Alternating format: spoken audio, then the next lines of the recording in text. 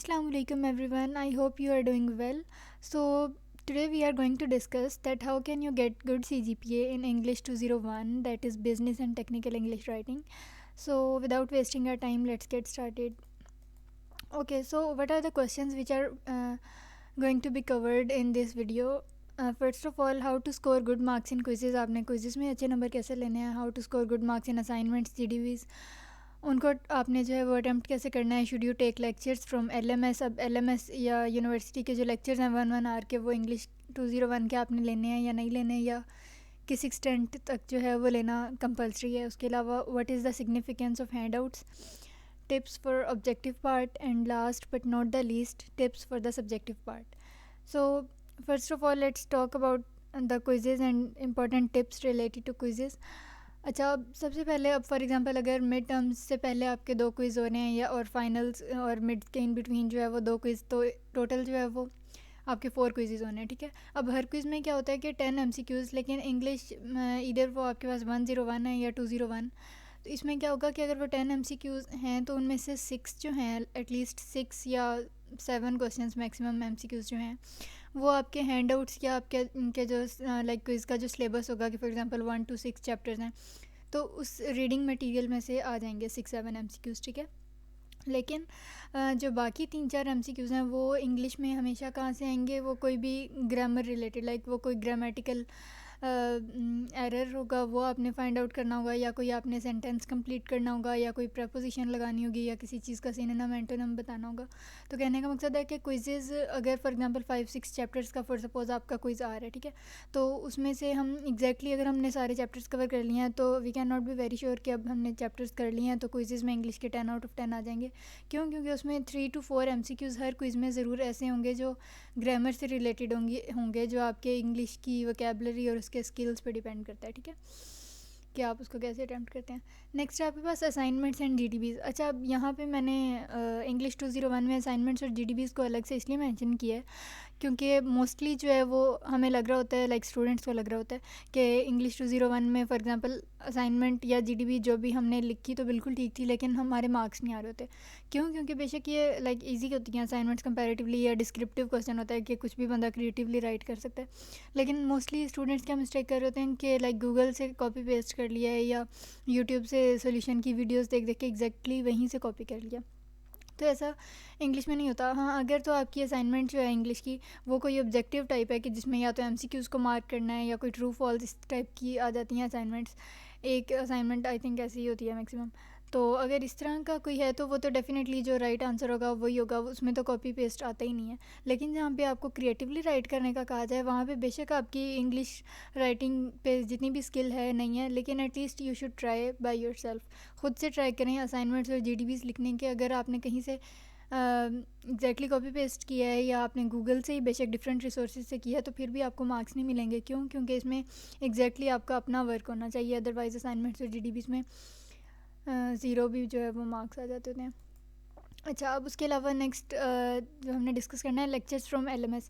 अच्छा, जैसा कि आपको पता है कि लाइक यूनिवर्सिटी के जो लेक्चर्स होते हैं यूट्यूब पे या LMS पे, जहाँ भी, पहली बात तो ये कि इंग्लिश 201 के LMS से लेना ज़रूरी नहीं है. मतलब वहाँ पे अटेंडेंस मार्क नहीं होती, वहाँ पे टिक मार्क नहीं होता लेक्चर्स लेके ना लेके, तो इससे कोई फ़र्क नहीं पड़ता कि आपने LMS से लेना. ठीक है. अब दूसरी बात क्या है कि इधर यूट्यूब से या LMS से लेने की ज़रूरत भी है वो 1 आवर के लेक्चर्स या नहीं. तो देखें, इट डिपेंड्स. अगर तो लाइक आपको लगता है कि आप इंग्लिश में बहुत ज़्यादा प्रोफिशेंट हैं, या अगर आपको लगता है कि इतना टाइम नहीं है, या आपको ये लगता है कि इंग्लिश पे एटलीस्ट इतनी ग्रिप ज़रूर है कि अगर आप हैंड आउट्स कोई एक बार अलग से स्पेसिफिक कोई टाइम निकाल के उसको एक चैप्टर पढ़ रहे हैं तो आपको आ रही है समझ, तो फिर अगर आपको हैंड आउट से समझ आ रही है तो आपको लेक्चर्स लेने की कोई ज़रूरत नहीं है. क्यों? क्योंकि लेक्चर्स जो 1 आवर के हैं उसमें मोस्टली क्या, उसमें ओवरऑल वही सारा कुछ जो है वो टीचर आपको बता रही होंगी, जो इंस्ट्रक्टर हैं वो हमारी प्रोफेसर मतलब जो हैं वो यही बता रही होंगी कि एग्जैक्टली जो आपको हैंड आउट्स में ऑलरेडी मैंशनड है. तो in order to save your time, क्योंकि बाकी सब्जेक्ट्स भी होते हैं और उनको भी एग्जैक्टली टाइम हमने उनका मैनेज करना होता है, तो ये आपके पास एक प्लस पॉइंट है कि इंग्लिश के लेक्चर्स लेने की ज़रूरत नहीं है. आप इजीली जो है वो हैंड आउट्स रीड कर लें और वहाँ से सारा कवर हो जाता है. अच्छा, अब हैंड आउट्स की बात आ गई कि अगर हैंड आउट्स ही करने हैं तो उनकी कितनी क्या सिग्निफिकेंस है या कितने % पेपर जो है वो आपका हैंड आउट से आता है. अच्छा, अब अगर मैं रफली एक परसेंटेज अगर आपको बताऊं तो 60 to 65% जो है वो पेपर आपका आता है हैंड आउट से, ठीक है। अब हैंड आउट से 60 to 65% जो है वो exactly as I mentioned earlier के लाइक क्विज में भी अगर 6 out of 10 हैंड आउट से आ रहे हैं, तो इसी तरह डेफिनेटली आपके इधर मिड टर्म्स हैं या फाइनल टर्म्स हैं, तो उसमें कुछ लाइक अगर आपके 33 फॉर एग्जांपल MCQs हैं, तो उसमें से 15 to 20 जो हैं वो तो हैंड आउट्स में से ज़रूर आ जाते हैं। हैंड आउट्स में से आ जाते हैं, इट मीन्स कि एग्जैक्टली मैं कह रही हूँ कि उसकी लाइंस ही आ जाती हैं, ठीक है। अच्छा, अब इंग्लिश 201 जो है इसमें मोस्टली क्या है कि लाइक कोई टेक्निकल राइटिंग है, ओरल कम्युनिकेशन, रिटन कम्युनिकेशन, फिर रिपोर्ट्स, लेटर्स, प्रपोजल्स, मतलब इस तरह की सारी चीज़ें हैं। तो ये सारा कुछ जो है वो आपने अब क्या करना है कि एक दिन में बैठ के अब ये सारे लेक्चर्स जो हैं वो एग्जैक्टली मगअप हो जाएंगे, पजल हो जाएंगे। क्यों? क्योंकि हर किसी फॉर एग्जांपल अगर कोई रिपोर्ट है, for example empirical research report है, तो उसके एग्जैक्टली सेम सेम पार्ट्स जब आप नेक्स्ट चैप्टर पे जाएंगे तो आपको लगेगा कि यही पार्ट्स तो मैं पहले भी पढ़ के आया हूँ। तो एग्जैक्टली वो एक दूसरे से बहुत ज़्यादा रेजोनेट कर रहे हैं, तो कन्फ्यूजन के ज़्यादा चांसेस होते हैं।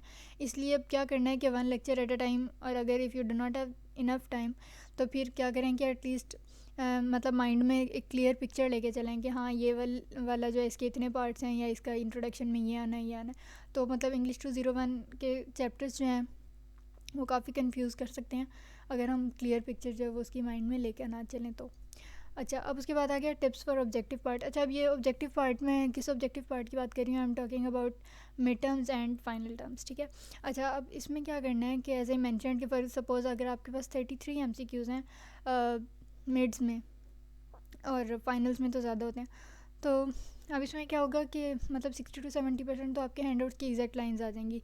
तो वो तो आपने अगर हैंड आउट्स किए होंगे कवर तो हो जाएगा, लेकिन जो उसके अलावा बाकी 40% पार्ट है, MCQs का 40% पार्ट जो है वो आपकी इंग्लिश नॉलेज, आपकी ग्रामेटिकल ग्रिप आपकी कितनी है इंग्लिश ग्रामर पे, उसमें अब फॉर एग्जांपल प्रपोजिशंस का जो यूज़ होता है या कोई सेंटेंस होगा उसको आपने कंप्लीट करना होगा, या फॉर सपोज एक्टिव पैसिव या नरेशन, इस टाइप के भी 3-4 MCQs आ जाते हैं।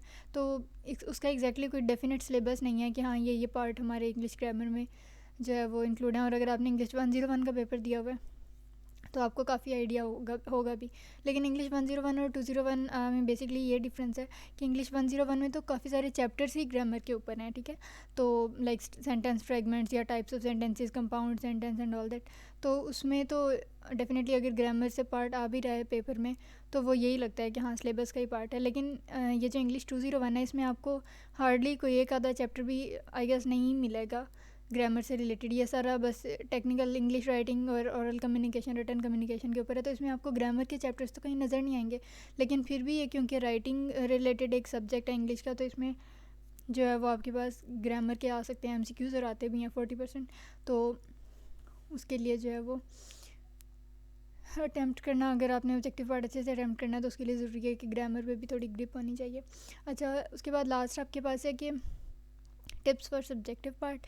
अच्छा, अब सब्जेक्टिव पार्ट कैसे आता है? अब मोस्टली ये नहीं होता कि अगर आपने फॉर एग्जांपल अगर मैं फाइनल्स की बात करूँ तो अगर आपने 4 लॉन्ग और 6 शॉर्ट फॉर सपोज अगर अटैम्प्ट करने हैं, तो ये नहीं होगा कि जो 5 लॉन्ग हैं 4 लॉन्ग हैं वो सारे के सारे जो है वो लेंथी हैं या आपने उनको बैठ के लिखना ही है। उसमें से लॉन्ग में भी मोस्टली क्या होता है, कोई आपने राइट कॉलम्स सेलेक्ट करने होते हैं, कोई ट्रू फॉल्स होते हैं, या कोई एक पैराग्राफ दिया होता है उसमें दरमियान दरमियान में आपने transitional words like firstly, secondly, however, मतलब इस तरह के वर्ड्स ऐड करने होते हैं। तो सब्जेक्टिव पार्ट में भी मोस्टली ऑब्जेक्टिव टाइप क्वेश्चंस होते हैं, ठीक है।